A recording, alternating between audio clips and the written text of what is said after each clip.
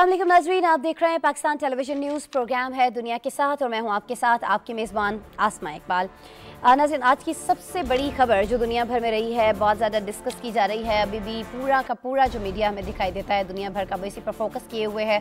वो खबर ये है कि रशिया ने यूक्रेन पर अटैक कर दिया है। दिसंबर के महीने से हम आपको आगाह कर रहे थे, अमेरिका की तरफ से इस खदशे का इजहार किया जा रहा था और बिल आखिर हमने देखा कि रात गए ये हमला कर दिया गया। लेकिन अभी भी रशिया की जानिब से कहा यह गया है कि जी हमारे पास अभी भी मुज़ाकरात का जो ऑप्शन है, टेबल टॉक का जो ऑप्शन है वो खुला है, हम अभी भी मुज़ाकरात कर सकते हैं। इस जंग को लेकर, इस अटैक को लेकर हम बात कर रहे होंगे। लेकिन जी इसी अटैक से पहले एक अहम शख्सियत पहुंची रशिया और ये शख्सियत पाकिस्तानी वज़ीर-ए-आज़म इमरान खान है। किसी भी सरबराह मुमलिकत का आप जानते हैं कि ये कोई 23 साल के बाद तकरीबन पहला रशिया का दौरा है। इस दौरे को बड़ी ज़्यादा अहमियत दी जा रही थी और जब रशिया की जानिब से यूक्रेन पर अटैक की खबर आती है तो नाज़रीन होता क्या है, होता यह है कि बहुत सारे हलकों की जानिब से ये कहा जाने लगता है कि जी वज़ीर-ए-आज़म इमरान खान का जो दौरा है इसका जो वक्त है वो सही नहीं था, उनको ये दौरा नहीं करना चाहिए था। अब होगा क्या? अब होगा ये कि व्लादिमीर पुतिन जो है 1 घंटे की मुलाकात का जो उन्हें वज़ीर-ए-आज़म इमरान खान से वक्त तय था पहले से ऑलरेडी, वो वक्त जो है वो वज़ीर-ए-आज़म को नहीं दिया जाएगा। लेकिन हुआ क्या? हुआ ये कि वज़ीर-ए-आज़म इमरान खान की वहाँ मौजूदगी की इम्पोर्टेंस को समझा गया और वज़ीर-ए-आज़म इमरान खान और रूस के सदर व्लादिमीर पुतिन के दरमियान जो 1 घंटे की मुलाकात होनी थी, उस मुलाकात का दौरानिया जो है वो बढ़ाकर 3 घंटे कर दिया गया। जी हाँ, वज़ीर-ए-आज़म इमरान खान और रूस के सदर व्लादिमीर पुतिन के दरमियान क्रेमलिन में मुलाकात हो गई। इस मुलाकात में 2 तरफ़ा ताल्लुकात, तवानाई समेत मुख्तलिफ शोबों में ताउन, बाहमी मफाद के इलाकाई और बैनुल-अक़वामी उमूर, अफगानिस्तान, मकबूजा कश्मीर और ख़ास तौर पर यूक्रेन की जो ताज़ा तरीन सूरत हाल है उस पर बातचीत की गई। इंतहा पसंदी जो दुनिया में बढ़ती चली जा रही है और ख़ास तौर पर इस्लामोफोबिया के रुझानात पर वसी मुशावरत की गई इन दोनों शख्सियात के दरमियान। नाज़रीन, वज़ीर-ए-आज़म इमरान खान ने रूस के साथ तवीलुल मियाद और कसीरुल जहती ताल्लुकात के फ़रोग़ के अज़्म का अयादा भी किया। इमरान खान ने अफगानिस्तान में इंसानी बहरान और माशी मुश्किलात के खात्मे के लिए हंगामी इक़दामात पर जोर देते हुए कहा कि पाकिस्तान अफगानिस्तान में पायदार अमन के लिए आलमी बरादरी के साथ काम करता रहेगा। इस मुलाकात का एलामिया भी जारी कर दिया गया है। किन चीज़ों पर दोनों रहनुमाओं ने इत्तफाक किया है, पहले आपको रिपोर्ट दिखाते हैं, फिर हमारे साथ गेस्ट मौजूद होंगे, उनसे बात करेंगे।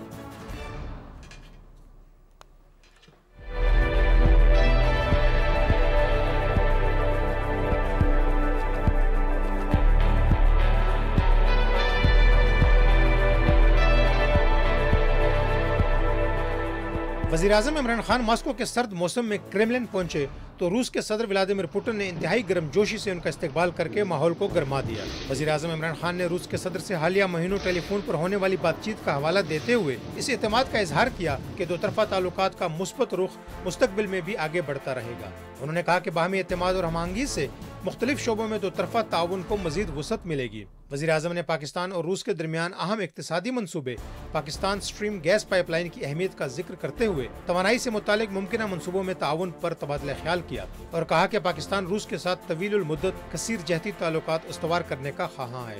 इलाकाई तनाजुर में वज़ीर-ए-आज़म ने अफगानिस्तान में मुमकिन इंसानी और इक़्तिसादी बहरान से निपटने की फौरी ज़रूरत पर जोर देते हुए इस बात का इआदा किया कि पाकिस्तान एक मुस्तहकम, पुरअमन और मरबूत अफगानिस्तान के लिए आलमी बिरादरी के साथ मिलकर काम करता रहेगा। वज़ीर-ए-आज़म इमरान खान ने रूसी सदर को मकबूजा कश्मीर में इंसानी हकूक की संगीन सूरत हाल से आगाह करते हुए मसला कश्मीर के पुरअमन हल की जरूरत पर जोर दिया। उन्होंने इस सूरत हाल को इलाकाई अमन और इस्तेहकाम के लिए नुकसानदेह करार देते हुए ऐसे इकदामात की जरूरत पर जोर दिया जो इलाकाई तवाज़ुन बरकरार रखने में मुआविन साबित हो। वज़ीर-ए-आज़म ने रूस और यूक्रेन के दरमियान ताज़ा तरीन सूरत हाल पर अफसोस का इजहार करते हुए कहा कि पाकिस्तान को उम्मीद थी कि सफारतकारी से फौजी तनाज़े को टाला जा सकता था। उन्होंने कहा कि तनाज़ा किसी के मफाद में नहीं है और तरक्की पजीर ममालिक हमेशा तनाज़ात की सूरत में माशी तौर पर सबसे ज्यादा मुतासर होते हैं। वज़ीर-ए-आज़म ने पाकिस्तान के इस मौक़िफ़ का इआदा किया कि तनाज़ात को मुज़ाकरात और सफारतकारी के जरिए हल किया जाना चाहिए। दुनिया में इंतहा पसंदी और इस्लामोफोबिया के बढ़ते हुए रुझानात पर तशवीश का इजहार करते हुए वज़ीर-ए-आज़म इमरान खान ने बैनुल मज़ाहिब हमआहंगी और बकाए बाहमी की जरूरत पर जोर दिया।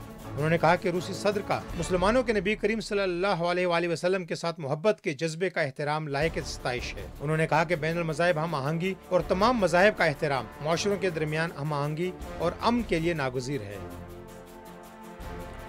बिल्कुल जी, एलामिया जारी कर दिया गया है। एलामिया में क्या कहा गया है ये तो आपने जान लिया। अब इस पर तज्जिया ले लेते हैं जी, माहिराना राय ले लेते हैं इस दौरे की अहमियत के हवाले से, इस दौरे के असरात के हवाले से। हमारे साथ मौजूद हैं कमर चीमा साहब, किसी तारुफ के मोहताज नहीं हैं, अमेरिका से हमें ज्वाइन कर रहे हैं। सीनियर तज्जियाकार हैं, बड़ी ही माहिराना राय रखते हैं। जब भी इस तरह के कोई भी मामलात होते हैं तो हम उन्हें ज़हमत देते हैं। आज भी हमारे साथ मौजूद है हमारी स्पेशल रिक्वेस्ट पर। अस्सलाम वालेकुम कमर चीमा साहब। जी अस्सलाम वालेकुम मैडम, बहुत शुक्रिया आपके वक्त के लिए शुक्रिया कमर चीमा साहब। कमर चीमा साहब, जैसा कि मैंने प्रोग्राम के इंट्रो में बताया, जब अटैक किया गया यूक्रेन पर रशिया की जानिब से, हमें ऐसा लगा, बहुत सारे तज्जियाकारों को भी ऐसा लगा कि अब ये जो मीटिंग होना है ये खटाई में पड़ जाएगी वज़ीर आज़म इमरान खान और व्लादिमीर पुतिन के दरमियान। 1 घंटे की मीटिंग थी लेकिन उसका टाइम जो है वो बढ़ा दिया गया। ज़रा समझाइएगा ये क्या हुआ, ये क्यों हुआ, इससे कितना फ़ायदा हुआ पाकिस्तान को?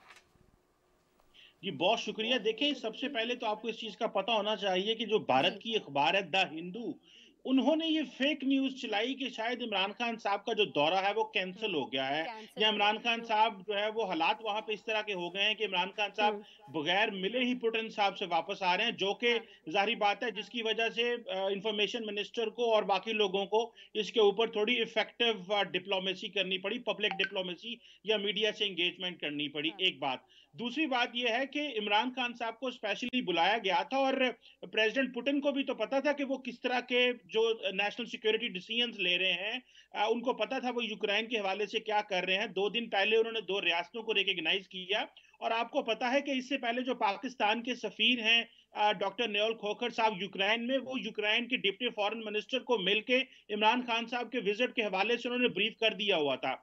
कुछ हिस्सों ने कहा कि ये कैंसिल होगा या कुछ ने कहा ये गलत होगा। ये गलतफहमी थी। पाकिस्तान ने जो विजिट करने की कोशिश, जो विजिट किया है, उसको थोड़ा सा बड़े एंगल में देखा जाए। मैं यहाँ वॉशिंगटन डीसी में बहुत सारे लोगों से मिला हूँ जो थिंक टैंक्स में हैं, जो बेल्ट वे जो थिंक टैंक्स हैं उनसे मिला हूँ, और उन्होंने उनका ये कहना था कि जी इमरान खान साहब क्यों गए वहां पे।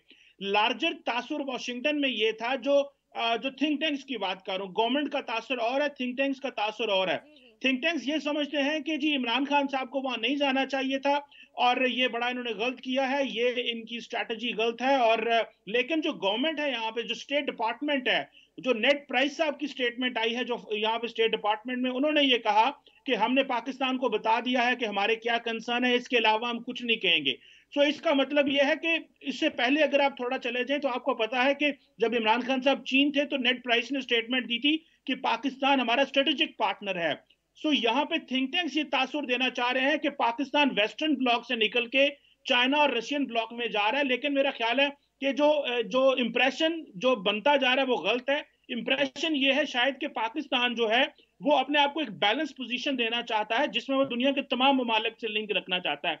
सो ये एक स्ट्रेटेजिक नोयत का दौरा है, लेकिन इसमें अहम चीज ये है, जो सेंट्रल पॉइंट है वो है गैस पाइपलाइन, जो 2015 में भी जिस पे काम शुरू हुआ, फिर बीच में स्लो हो गया, 2021 में दोबारा सिग्नेचर हुए। अब वो किस हद तक मटेरियलाइज होती है, क्योंकि मॉस्को के ऊपर सैंक्शंस बहुत लग गई हैं। यूरोप ने अलहदा लगाई हैं, इंग्लैंड ने अलहदा लगाई हैं, अमेरिका ने सैंक्शंस अलहदा लगाई हैं। लेकिन जो जो गैस मॉस्को से, रशिया से जो यूरोप जाती थी वो सारी ब्लॉक हो गई, क्योंकि नॉर्ड स्ट्रीम 2 जो गैस पाइपलाइन जर्मनी को जाती थी वो भी प्रोजेक्ट खत्म हो गया। तो ये क्वेश्चन बड़ा है कि पाकिस्तान रशिया के जो एनर्जी रिसोर्सेज हैं उन तक कैसे एक्सेस ले सकता है। ठीक है। अच्छा, आज हमने ये देखा है गैस पाइपलाइन के हवाले से, ये जो स्ट्रीम गैस पाइपलाइन है, इसकी अहमियत का अयादा भी किया गया है। इससे मुतालिक मंसूबे जो हैं उन पर भी काम जारी रखने का कहा गया है। लेकिन बात आप वाली बिल्कुल बजाय है कि पाबंदियों को भी देखना होगा, दीगर और सारी चीज़ें जो है उन पर भी नज़र रखना होगी। अच्छा, ये फरमा दीजिएगा कि ख़ित्ते के हवाले से, ख़ित्ते में अमन व इस्तेहकाम को लाहक जो ख़तरात हैं उनसे निमटने के लिए दोनों मुल्कों को मिलकर कुछ काम करना होगा। इस हवाले से वज़ीर आज़म इमरान खान ने आज इस मीटिंग के दौरान जोर दिया है और इसी बात को दोहराया भी गया है व्लादिमीर पुतिन की जानिब से। अब ये कौन से ममालिक हैं ख़ित्ते के, कमर, जिनके हवाले से बात हुई है? क्योंकि मकबूजा कश्मीर का भी यहाँ पर जिक्र हुआ है। रूसी सदर को बताया गया है कि पाकिस्तान का स्टांस इस पर क्या है, पाकिस्तान क्या चाहता है, कश्मीरी खुद क्या चाहते हैं। फिर अफ़गानिस्तान जो है उसकी सूरत हाल भी डिस्कस हुई है। तो खित्ते के अंदर अमन के क़याम के लिए ये जो मुलाकात है ये कितनी पॉजिटिव हो सकती है, कितना अहम इसका रोल हो सकता है? देखिए ये एक अहम मुलाकात है। देखिए पाकिस्तान जो कश्मीर है वो पाकिस्तान की फॉरेन पॉलिसी का कॉर्नरस्टोन है। हम कश्मीर के ऊपर जो है वो किसी किस्म का कॉम्प्रोमाइज पाकिस्तान नहीं की कर सकते, स्टेट और कोई भी गवर्नमेंट नहीं कर सकती, पहली नहीं कर बात। सकते, सो ठीक है। इमरान खान जहां पे भी गए हैं उन्होंने कश्मीर के मसले को जरूर उठाया है। लेकिन यहाँ पे मैं बात बताऊं कि यहाँ पे रशिया से हम ये फायदा ले सकते हैं कि रशिया जो है उसके भारत से अच्छे ताल्लुकात हैं, और वो काम जो अमेरिका और इंग्लैंड नहीं कर सके कि वो इंडिया को प्रेशराइज करें कि वो खित्ते में रिस्पॉन्सिबिलिटी का रोल प्ले करे। ये नहीं कि भारत में इलेक्शन है तो आपने पाकिस्तान पे हमला कर दिया, अगर भारत में फिर अभी इलेक्शन आने वाले तो आपने लाइन ऑफ कंट्रोल में मामलात खराब कर दिए, या कश्मीर में जो है वो मुसलमानों के ऊपर तशद्दुद बढ़ा दिया जाए। मेरा ख्याल है कि प्रेसिडेंट पुतिन के साथ एक जो पाकिस्तान ने एक इन्वेस्टमेंट की है, क्योंकि इससे पहले जो बाकी पाकिस्तानी वज़राए आज़म और सदूर हैं वो भी मॉस्को गए हैं, लेकिन अभी तक रशियन प्रेसिडेंट पाकिस्तान नहीं आए। मेरा ख्याल है कि हम वो कॉन्फिडेंस बिल्ड कर रहे हैं जिसकी वजह से हम रशिया को कह सकते हैं कि वो एक मुस्बत रोल प्ले करे, क्योंकि अमेरिका अब इस खित्ते से जा चुका है, उसने जो अफगानिस्तान से विड्रॉ किया है एक बात, और अमेरिका और इंग्लैंड जो है वो डिप्लोमेटिकली इतने कामयाब नहीं है when it comes to pressurising India कि वो ताल्लुकात को बेहतर कर सके। लेकिन इंडिया जो है वो अमेरिका का पार्टनर होने के नाते इंडो पैसिफिक में उसने रशिया से S-400 मिसाइल लिया जिसपे इंडिया को सैंक्शन भी नहीं किया गया। सो रशिया एक अच्छा इन्फ्लुएंस रखता है इंडिया के अंदर, जिसको मेरा ख्याल है पाकिस्तानी वजीर आजम जो हैं वो इसको एक अच्छे अंदाज से बैकडोर चैनल पे कुछ ना कुछ तब्दीलियां अच्छी हो सकती हैं, जिससे खित्ते में अमन में भी आ सकता है और टेम्परेचर भी कम हो सकता है। और इमरान खान ये कहते होंगे, बताया होगा पुतिन साहब को कि जब मैं वजीर आजम आया तो मैंने ऑफर की डायलॉग की, लेकिन उन्होंने हमला कर दिया। सो मुझे लगता है कि चीजें अच्छी हो सकती हैं अगर प्रेसिडेंट पुतिन अपना थोड़ा पॉलिटिकल कैपिटल मोदी साहब के ऊपर इस्तेमाल करें और इमरान खान साहब और हमारी हुकूमतें कॉन्टिन्यूसली मॉस्को से इंगेज रहें। ठीक है। अच्छा कमर साहब, हर जगह ही कुछ ना कुछ ऐसे अनासिर होते हैं जिन्हें हर मौके पर ही तनकीद करना होती है, तनकीद बराए तनकीद, ये उनका एक समझ लेना वतीरा होता है। अपोजिशन बहुत ज़्यादा बात कर रही है पाकिस्तान के अंदर वज़ीर आज़म इमरान खान के दौरे की टाइमिंग को लेकर कि जी ये दौरा इस वक्त नहीं किया जाना चाहिए था, एक मुलाकात 1 घंटे से बढ़ाकर 3 घंटे कर दी जाती है, उससे आपको पता चलता है कि आपके PM को कितनी ज़्यादा इंपॉर्टेंस वहाँ पर दी जा रही है, कितना ज़्यादा अहम उनके विजिट को लिया जा रहा है, कि ऐसी क्रिटिकल सिचुएशन के अंदर भी जब उनके प्रेसिडेंट इतनी सारे चीज़ों का दबाव लिए हुए हैं, उस वक्त भी आपके PM से वो इतनी 3 घंटे की मुलाकात कर रहे हैं। लेकिन कहा यह जा रहा है कि जी अगर ये दौरा कुछ थोड़े ऐसा पहले हो जाता या थोड़ा सा बाद हो जाता तो पाकिस्तान के लिए नताइज कुछ और हो सकते थे। आपकी भी यही राय है सर?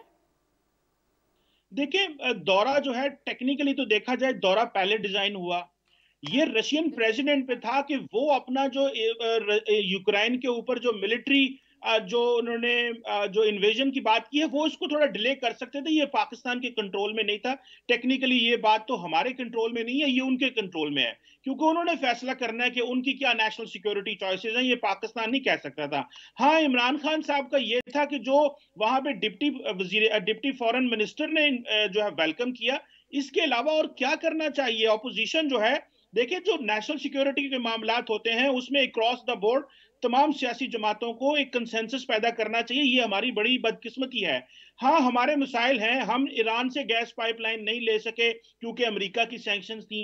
अभी अमेरिका मॉस्को पे या यूरोप और इंग्लैंड सैंक्शंस लगाएगा तो हम किस तरह गैस पाइपलाइन ले सकते हैं वो सैंक्शंस में, ये हमारे लिए एक चैलेंज है, क्योंकि ये तकरीबन $2.5 बिलियन की डील है, ये किस तरह मटीरियलाइज होगी या नहीं होगी, ये किस तरह की चीज है, ये भी एक चीज है। और इस तासुर को भी जायल करने की जरूरत है कि पाकिस्तान मगरब से हटके रूस और चीन के करीब हो गया, क्योंकि पाकिस्तान कॉन्टिन्यूसली ये कह तो रहा है कि हम चीनी ब्लॉक में या रशियन ब्लॉक में नहीं है, लेकिन मगरब में ये एक्सेप्ट नहीं किया जा रहा।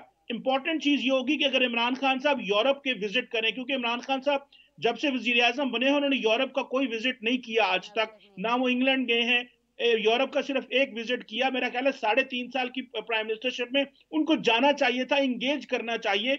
अगर अमेरिका पाकिस्तान को कॉल नहीं करता या इंगेज नहीं करता, या उन्होंने फैसला कर लिया है कि हम लोअर लेवल के पाकिस्तान से इंगेज करेंगे तो करने दें, लेकिन हमें इफेक्टिवली इंगेज करना है, क्योंकि हमें जो हमने 15 साल दहशतगर्दी की जंग में कुर्बानियां दी हैं उसका हमें फायदा लेना है। हमें दुनिया को बताना है कि हम एक रिस्पॉन्सिबल नेशन है, हमने दहशतगर्दी के नासूर के जड़ को जमीन से उखाड़ जा रहा है कि जी हम अभी रशिया के साथ खड़े हैं, यूरोप से दूर हो रहे हैं, अमेरिका से दूर हो रहे हैं। आपने बिल्कुल सही कहा कि इसको हमारी जो वजारत खारिजा है उसको काम करना चाहिए है, ख़ुद पीएम को विजिट्स करने चाहिए ताकि इस तासुर को ज़ायल किया जा सके, बहुत ज़्यादा ज़रूरी है।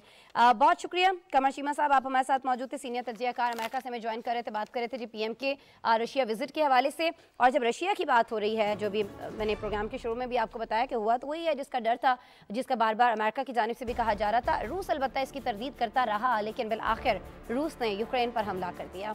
इसके नतीजे में अभी तक हमारे पास जो इत्तलात आ रही हैं वो ये बताती हैं कि 40 फौजियों समेत 50 अफराद हलाक हुए हैं।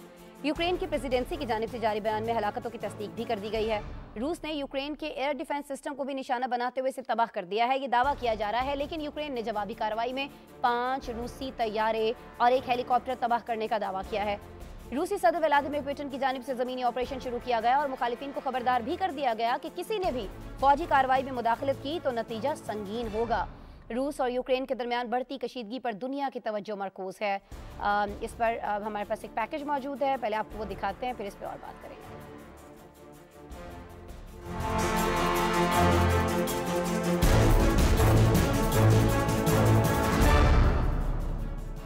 रूसी सदर व्लादिमीर पुतिन ने यूक्रेन के खिलाफ फौजी कार्रवाई का ऐलान करते हुए यूक्रेनी फौज को हथियार डालने का मुतालबा किया। रूसी सदर के खिताब के बाद यूक्रेन की जानिब से तस्दीक की गई कि रूसी फौज और टैंक इसकी मशरकी, जनूबी और शुमाली सरहदों से दाखिल हो गए हैं। क्रेमलिन तैयारों ने कैव, खरकेव, डेनियस्क और ब्लैक सी पोर्ट समेत दीगर शहरों में मौजूद फौजी ठिकानों को निशाना बनाया और यूक्रेनी मिसाइल डिफेंस निजाम तबाह कर दिया। यूक्रेन की प्रेसिडेंसी की जानिब से जारी बयान के मुताबिक रूस की कार्रवाई में 40 यूक्रेनी फौजी और 10 शहरी मारे गए। यूक्रेन हुकूमत ने हालात के पेश नजर मुल्क में कर्फ्यू नाफिज और फिजाई हुदूद को मुसाफिर तैयारों के लिए बंद कर दिया। रूस ने यूक्रेन में शहरियों की हलाकत की फुटेज को जाली करार दिया है। रूस की वजारत दिफा का कहना है कि यूक्रेन की मुसल्लह अफवाज को निशाना बनाया जा रहा है, ताहम शहरों पर मिसाइल हमले नहीं किए जा रहे। दूसरी जानिब यूक्रेन ने मशरकी यूक्रेन के इलाके लुहांसिक में 5 रूसी तैयारे और हेलीकॉप्टर गिराने का दावा किया है। यूक्रेन की फौज के तर्जमान ने यह भी दावा किया कि रूस की फौज ने यूक्रेन की अस्करी और सिविल तंसीबात पर 30 से ज्यादा क्रूज मिसाइल हमले किए। रूस की फौज ने फिजाया की मदद से यूक्रेनी सरहद पर पेशकदमी जारी रखी हुई है और इसकी फौज खैरसेवन और मिन्सिक, खीवा के इलाकों की जानिब बढ़ रही है। यूक्रेन के वज़ीर खारजा का कहना था कि पुतिन ने यूक्रेन पर मुकम्मल हमला किया है और यूक्रेन के पुरअमन शहर हमलों की जद में है। यूक्रेन अपना दिफा करेगा और जीत जाएगा। उन्होंने दुनिया से मुतालबा किया कि अगर वो रूस को रोक सकते हैं तो उसे रुकना चाहिए, अब अमल करने का वक्त है। यूक्रेन अपना दिफा करेगा, जीत जाएगा, लेकिन फिर भी जी अगर दुनिया रूस को रोक सके तो उसे रूस को रोकना चाहिए है। रूस ने भी ये कह दिया है कि अगर मुझे रोका जाता है, मुज़ाकरात किए जाते हैं तो मैं को रुकने को तैयार हूँ, लेकिन शराइत रशिया की वही हैं जो पहले दिन से थी, दिसंबर में थी, जिनके ऊपर ये सारा तनाज़ा खड़ा हुआ और फिर बढ़ता बढ़ता अब ये अटैक तक पहुंच गया। अच्छा जी, बहुत सारे तज्जियाकारों को ऐसा लगता था कि अटैक नहीं किया जाएगा, लेकिन एक तज्जियाकार ऐसे थे हमारे शो में मौजूद रहते थे जो अक्सर कहते थे कि जी ये अटैक तो होगा, रशिया को ये अटैक करना है। वो शख्सियत कोई और नहीं है जी, असद महमूद साहब हैं, सीनियर तज्जियाकार हैं, अक्सर हमारे शो में मौजूद होते हैं, अभी भी हमें ज्वाइन कर रहे हैं, उन्हें वेलकम करते हैं, उनसे बात करते हैं। अस्सलाम वालेकुम असद महमूद साहब। वालेकुम सलाम Asma, thank you very much for the kind words. Asad sahab, आपकी बहुत सारी पेशन गोइयाँ बहुत दुरुस्त साबित हुई, लेकिन ये एक बहुत बड़ी पेश गोई थी जिसको करते हुए बहुत सारे लोग बहुत बार सोच रहे थे कि करनी चाहिए, ये प्रेडिक्शन नहीं करनी चाहिए, क्योंकि फिर ज़ाहिर उनके तज्जिए पे भी सवालात उठते हैं, लेकिन आपने बहुत पहले ये प्रेडिक्शन कर दी थी कि ये होगा।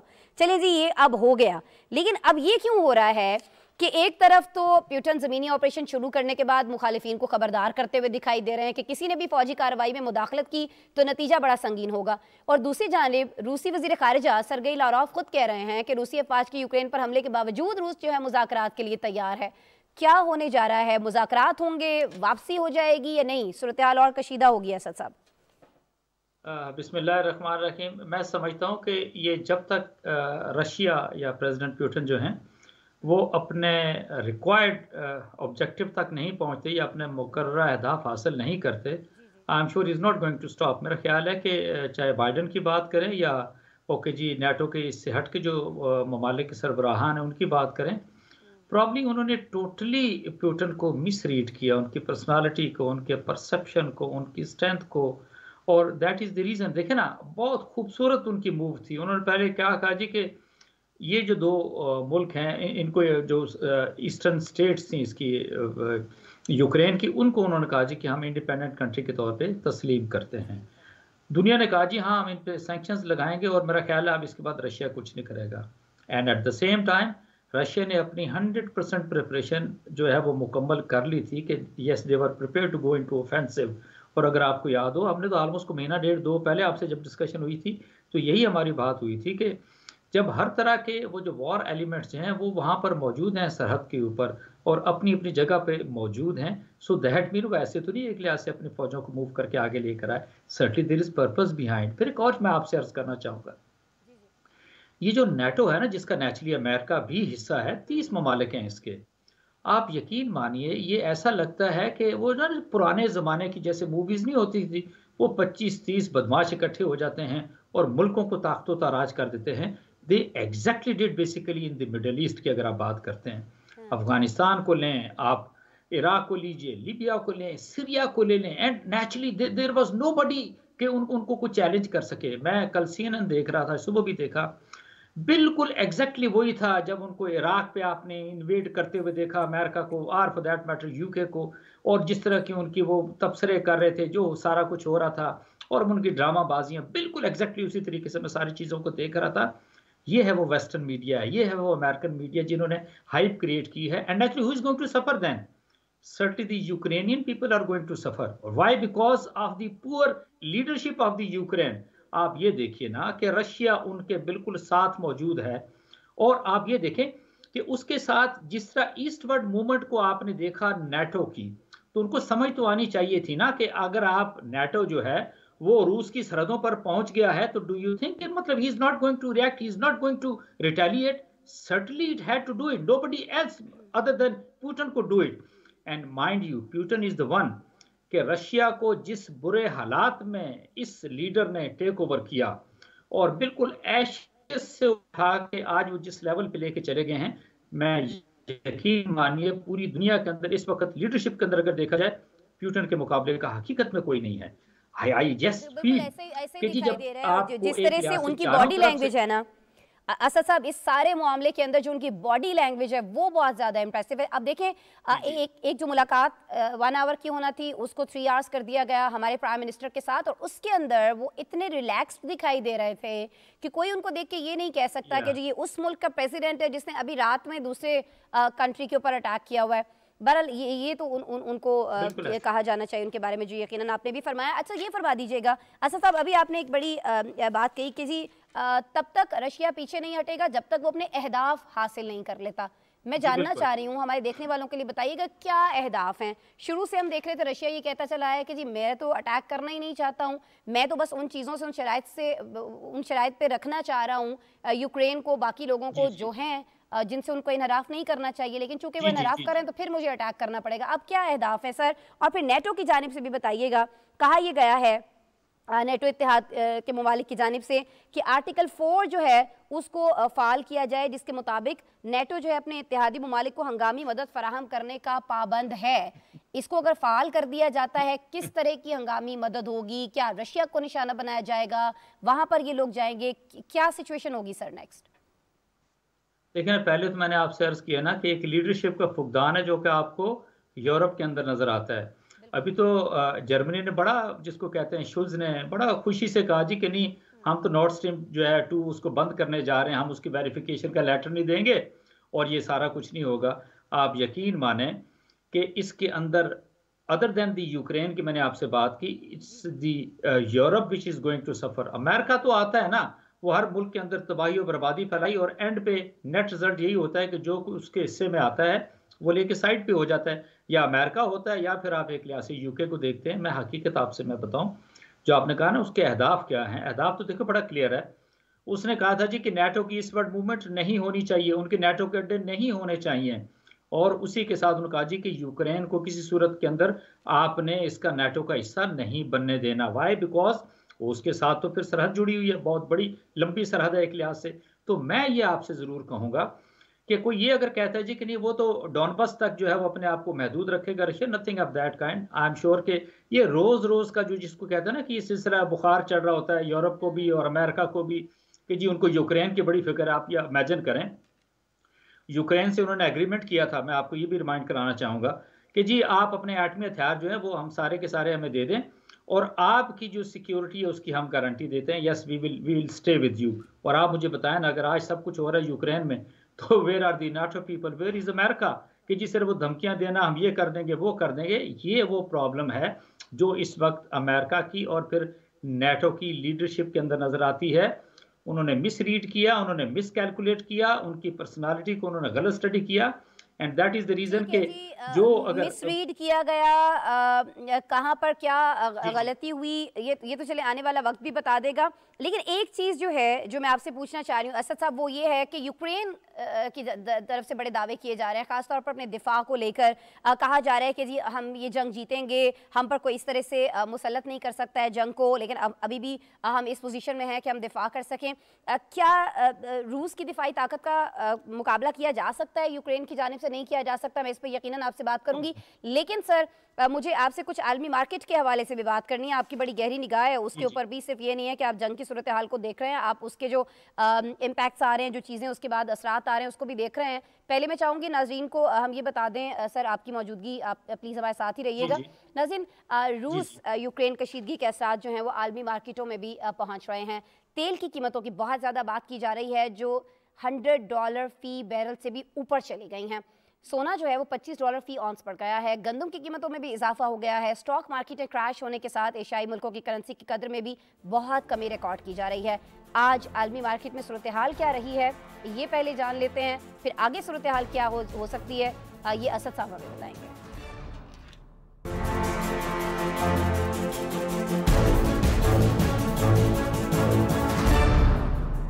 रूस और यूक्रेन में कशीदगी की खबर सामने आते ही तेल की आलमी मंडी में जारी बहरान मजीद शिद्दत इख्तियार कर गया, जिसके नतीजे में ब्रेंट आलमी मंडी में खाम तेल की औसत कीमत $100 फी बैरल से तजावज कर गई, जो गुज़िश्ता 7 बरस में सबसे ज्यादा है। 2014 में भी रूस यूक्रेन कशीदगी के दौरान तेल का बहरान पैदा हुआ था, जिसके बाद इसमें इजाफा देखा गया। यूरोपीय ब्रेंट नॉर्थ सी क्रूड ऑयल की कीमत 8% बढ़ने के बाद $105.79 फी बैरल तक जा पहुंची। तेल बरामद करने वाले मुल्कों ने ऐलान किया कि वो हालिया बहरान पर काबू पाने के लिए मार्च से रोजाना की बुनियाद पर तेल की पैदावार में 4 लाख बैरल इजाफा करेंगे। यूरोपियन तिजारती मंडी में गंदम की कीमतों में भी जबरदस्त इजाफा देखा गया। बैनुल-अक़वामी सतह पर गल्ले की कीमतों में 5% तक इजाफा हुआ है। 1 टन गंदम रिकॉर्ड इजाफे के साथ $384 में फरोख्त हुई है। यूक्रेन रूस तनाज़े के बाद आलमी मार्केट्स भी क्रैश कर गईं। अमरीकी मार्केट में 3.5% कमी देखी गई। इंडेक्स 450 पॉइंट्स की कमी के बाद 12,588 पर आ गया। जापान, ऑस्ट्रेलिया, चीन, सिंगापुर और दीगर स्टॉक मार्केट्स में 3% तक मंदी रिकॉर्ड की गई। सेंसेक्स इंडेक्स में 1400 पॉइंट से ज्यादा मंदी देखने में आई, जबकि मुंबई में दौरान ट्रेडिंग इंडेक्स 55,800 पॉइंट्स की सतह पर रही। आलमी सतह पर सोने की कीमत में भी $77 फी औंस इजाफे के बाद कीमत $1,972 तक पहुंच गई है। पाकिस्तान में भी फी तोला सोने की कीमत यकदम 3400 रुपए बढ़ गई। पाकिस्तान में सोने की फी तोला कीमत 1,30,300 रुपए हो गई है। 10 ग्राम सोने का भाव 2,915 रुपए बढ़कर 1,11,711 रुपए हो गया है। सूरत हाल क्या है नाजरीन, आपने जाना। ये सूरत हाल कब तक बरकरार रहेगी? पाकिस्तान समेत दीगर जो ममालिक हैं, खासतौर पर इस खत्ते के, उन पर इसके क्या असरात आ सकते हैं, ये सारी चीज़ें असद महमूद साहब से ही जान लेते हैं। वीडियो लिंक पर भी हमारे साथ मौजूद हैं। असद साहब, सॉरी आपको मैंने होल्ड करवाया, लेकिन ज़ाहिर है ये रिपोर्ट दिखाना, नाज़रीन को आगाह करना भी ज़रूरी है। आपकी क्या राय है? ये सूरत हाल इसी तरह से रहेगी कुछ दिन, अगर ये कशीदगी वहाँ पर बरकरार रहती है, इस तरह से हमलों का सिलसिला जारी रहता है? सर आई बिलीव कि ये चंद अगले हफ्ते जो है सर्टली ये मार्केट के अंदर इस तरह का आपको जो है वो कीमतों में चढ़ाव तो नज़र आएगा। ऑयल का भी है, गैस का भी है, गंदम का एक लिहाज से है। तो certainly the world is going to suffer, Europe is going to suffer, America is going to suffer, Russia has no problem. हकीकत में मैं बताऊँ, रशिया को तो ऑयल वो प्रोड्यूस करता है और एक्सपोर्ट करता है, गैस वो प्रोड्यूस करके एक्सपोर्ट करता है, गंदम उनकी अपनी है, गंदम वो पूरी दुनिया को दे रहे होते हैं। दी असल प्रॉब्लम वो तो आपको एक लिहाज से यूरोप के अंदर हकीकत में नज़र आएगी। एक आम आदमी की ज़िंदगी is going to be affected, और लाइक वाइज इसको आप पाकिस्तान के अंदर भी डेफिनेटली आप फील करेंगे। पेट्रोल आपको और एक लिहाज से महंगा होता हुआ नज़र आएगा। बट स्टिल आई फोर सी इस matter of only few weeks, जब ये सिचुएशन बेहतर हो जाती है सर्टली यूक्रेन और रशिया की, या फिर कुछ समझ आ जाती है अमेरिका को या फिर नाटो को कि उन्होंने किस तरीके से एक लिहाज से लेके चलना है। मैं यहाँ पे एक और चीज़ भी आपके नोटिस में लेकर आऊँगा। अगर आपको याद होगा कि क्यूबा के अंदर बहुत सालों पहले, बहुत दहाइयों पहले जब मिसाइल लगाए थे रशिया ने, तो एक हड़बूंग मच गया था अमेरिका के अंदर, और ऐसा लगता था जी कि इनकी वार अब उसके ऊपर शुरू होने लगी है, और इसके बाद फिर ये स्टैंड डाउन एक लिहाज से हुए थे। अब इसी तरह की सिचुएशन आप देखते हैं, यानी अगर नाटो है तो नाटो का मेंबर अमेरिका भी है, नाटो का मेंबर यूके जर्मनी भी है, 27 दूसरे ममालिक भी हैं।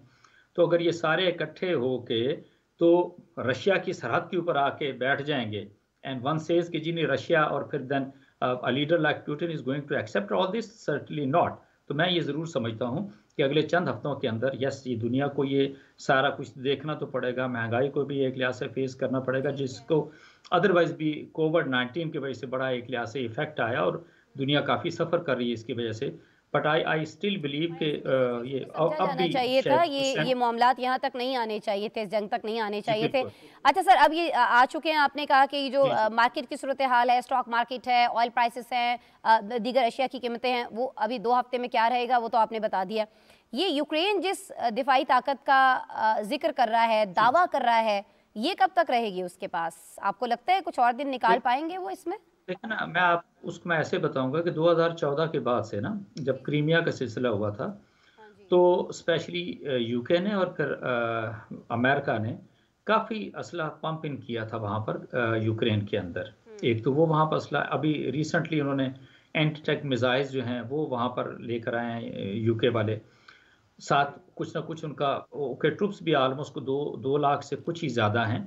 बट डेफिनेटली अगर उनकी क्वालिटी की बात करते हैं, फिर ओके यूक्रेन आफ्टर जैसा भी है तो रशिया के एक लिहाज से हिस्सा रहा है। अगर रशियन प्रेसिडेंट कहते हैं कि लुक, हमारा और यूक्रेन के जो लोग हैं उनका हमारा डीएनए एक है, सो दैट मीन आप उसके अंदर read in between the lines कि पुतिन कहाँ तक जाने को एक लिहाज से तैयार हैं। तो मैं नहीं समझता कि यूक्रेन की डिफेंसिव पावर इस तरीके से है, जबकि जो उनके इत्तेहादी अगर कह लें और नाटो के जो ममालिक हैं वो बाहर सिर्फ आग लगा के अब आग सेक रहे हैं फरवरी और मार्च के महीने में।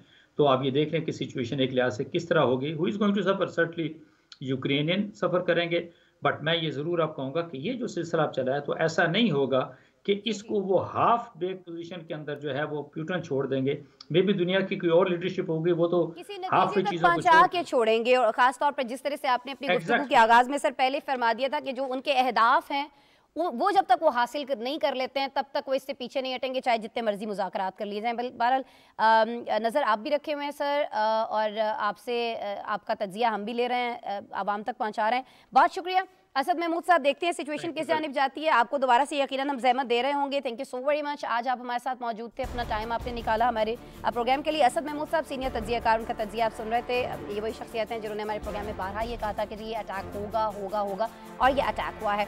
बहरहाल जी आगे हमें बढ़ना है और कुछ बात कर लेनी है यूक्रेन में मौजूद पाकिस्तानी तलबा और तालिबात की, क्योंकि हमारे बहुत सारे पाकिस्तानी जो हैं वो यहाँ पर मौजूद हैं। इस पर हम बात करेंगे, लेकिन पहले हम आपको ये बता दें पाकिस्तानी तलबा और तालिबात को खैर वहाँ पर जो मुश्किलात हैं उसके लिए हमारी जो वहाँ पर सफारत खाना है वो मुसलसल तौर पर काम कर रहा है और उनसे मुसलसल राब्ते भी है, उनके नंबर वगैरह भी हासिल कर लिए गए। इस पर हम आपको आगे चल के बता रहे होंगे, लेकिन अभी हमें आपको बताना है कि दुनिया का क्या रिएक्शन आ रहा है। जो यूक्रेन पर रूसी फौज के हमले के बाद हम ये देख रहे हैं कि दुनिया में एक हलचल मच गई है।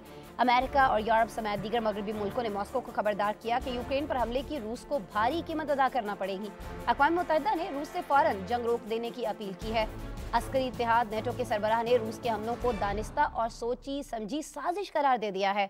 आलमी रहनुमा मौजूदा सूरत हाल पर क्या मौक़िफ़ पेश कर रहे हैं, किस मुल्क का क्या कहना है, क्या रिएक्शन सामने आया है, ये सारी चीज़ें हमने समोई हैं एक पैकेज के अंदर, आपको दिखाते हैं।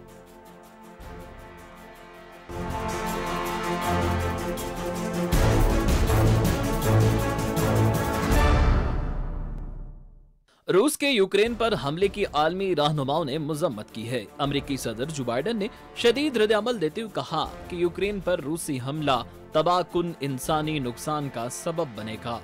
यूक्रेन हमले पर दुनिया रूस को जवाबदेह ठहराएगी। अमेरिका और इत्तेहादी मुत्तहिद और फैसला कुन अंदाज में जवाब देंगे। बरतानवी वज़ीर-ए-आज़म बोरिस जॉनसन ने रद्द-ए-अमल दिया कि पुतिन ने यूक्रेन में खून रेजी का रास्ता इख्तियार किया है। बरतानिया और उसके इत्तेहादी रूस के हमले का फैसला कुन जवाब देंगे। अगले इक़दामात के हवाले से यूक्रेनी सदर से भी बातचीत की है। जर्मन चांसलर उलाफ ने हमले को बैनुल अक़वामी कवानीन की खिलाफ वर्जी करार देते हुए कहा कि ये यूक्रेन के लिए एक भयानक और यूरोप के लिए तारीख दिन है। रूस को फौजी कार्रवाई फौरन रोक देनी चाहिए। यूरोपीय कमीशन के सदर ने कहा कि बिला जवाज हमले का जिम्मेदार मॉस्को को ठहराया जाएगा। मुसीबत की इस घड़ी में वो यूक्रेन उसकी बेकसूर खवातीन, मर्द और बच्चों के साथ हैं, जिन्हें इस बिला इख्तियार हमले की वजह से अपनी जिंदगी को खतरा लाहिक हो गया है। नेटो चीफ स्टोल्टनबर्ग ने रूस के यूक्रेन पर हमले की शदीद मजम्मत करते हुए कहा कि रूस ने यूक्रेन पर बिला इख्तियार हमला किया। अक़वाम मुत्तहिदा के सेक्रेटरी जनरल अंतोनियो गुतेरेस ने रूस से फौरन जंग बंदी करने की अपील करते हुए कहा, अक़वाम मुत्तहिदा की सेक्रेटरी जनरल की हैसियत से ये उनकी जिंदगी का सबसे मायूस कुन लम्हा है। ऑस्ट्रेलिया के वज़ीर-ए-आज़म स्कॉट मॉरिसन और हंगरी के वज़ीर-ए-आज़म विक्टर ओरबान ने भी रूस की फौजी कार्रवाई की मजम्मत की। चीन ने यूक्रेन के बहरान का सिफारती और पुरअमन हल तलाश करने की अपील की। तुर्क सदर ने जोर दिया कि यूक्रेन और रूस के दरमियान कशीदगी मुज़ाकरात के जरिए हल होनी चाहिए। दो दोस्त मुल्कों के दरमियान जंगी सूरत हाल देखकर दुख हुआ है। यूक्रेन ने तुर्की रूस के लिए समुद्री और फिजाई रास्ते बंद कर दिए। क्या रिएक्शन सामने आ रहा है ये तो आपने जाना। पाबंदियां भी लगाई जा रही हैं, लेकिन हम ये भी देख रहे हैं कि माहिरीन ने खदशात का इजहार किया है कि रूस इन पाबंदियों के असरात से बचने के लिए क्रिप्टो करेंसी का इस्तेमाल कर सकता है। नाज़रीन, गुज़श्ता चंद सालों में क्रिप्टो करेंसी और दीगर डिजिटल असासे दुनिया भर में आम करेंसी की जगह तेज़ी से लेते हुए दिखाई दे रहे हैं और ये खबर दुनिया के लिए बुरी जबकि रूस के लिए इंतहाई खुश आइंद साबित हो सकती है। ऐसा क्यों है और रूस किस तरह से क्रिप्टो करेंसी के इस्तेमाल से आलमी पाबंदियों से होने वाले माशी नुकसान से बच सकता है, इस पर हमने एक डिटेल्ड रिपोर्ट तैयार की है, आपसे शेयर करते हैं।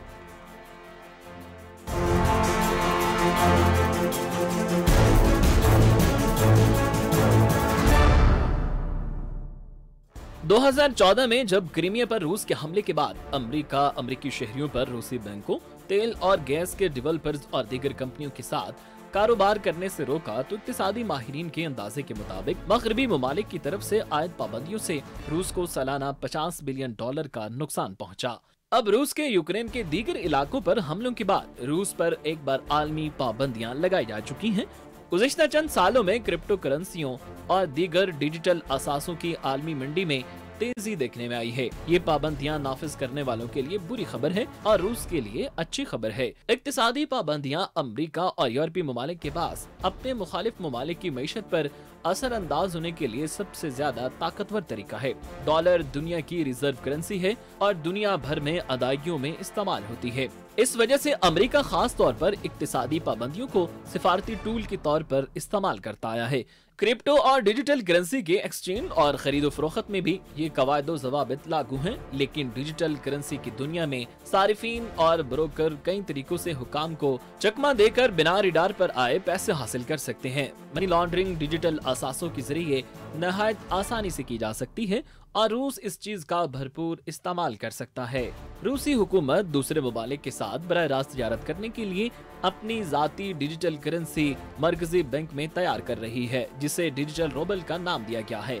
ये इन ममालिक या कारोबार के साथ तिजारत के लिए इस्तेमाल की जाएगी जो क्रिप्टो करेंसी को डॉलर में तब्दील किए बगैर कबूल करने के लिए तैयार होंगे।